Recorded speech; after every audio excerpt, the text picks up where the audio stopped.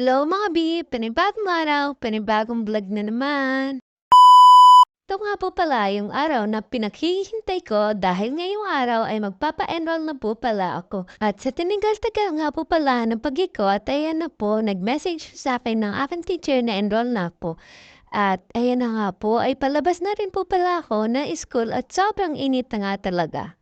Nilakad ko lang nga po pala ito dahil sayang rin naman po pala yung pamasahe at eto nga po pala ang simbahan ng Daet Camarines Norte.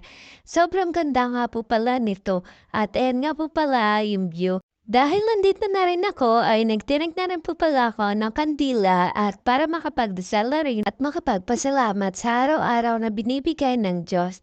Thankful pa din ako kasi kahit na ganito nangyari sa akin ay hindi niya pa rin ako pinababayaan at lalos niyang pinapatatag ang aking loob para makayanan ang mga pagsubok sa buhay.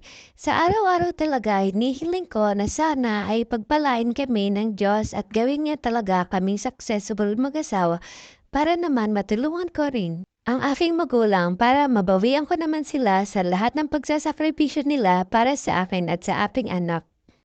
At naandito na nga po pala ako sa sanitary at dito nga po pala ako palaging nag-grocery. Ito nga po pala yung mga dadalhin ko sa aking boarding at ayan nga sobrang hirap pa talaga mag-budget lalo na kung wala kang pera. At ayan na nga todo tingin talaga ako sa mga presyo kasi naman sobrang mahal na talaga ng mga dilata ngayon.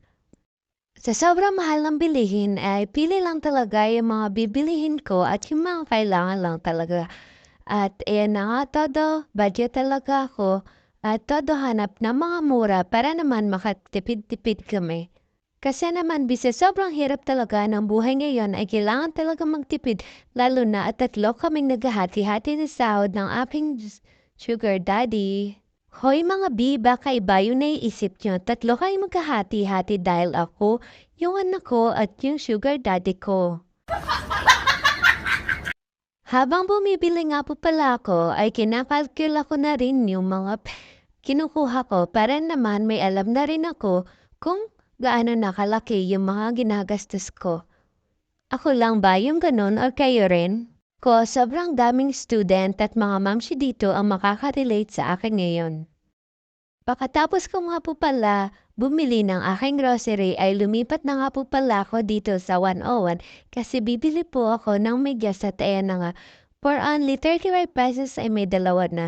Pagkababa ko nga po pala dito sa freshener at sobrang dami ko nga po palang naabutan ng mga magulang at mga estudyante na nagbibili ng kanilang mga gamit sa school. Hindi rin naman po pala ako papahuli kaya naman bumili na rin po pala ako ng aking papel para makauwi na at ayan na nga po, sobrang bilis ay nakauwi na talaga ako. Kaya naman, salamat sa panonood. Bye!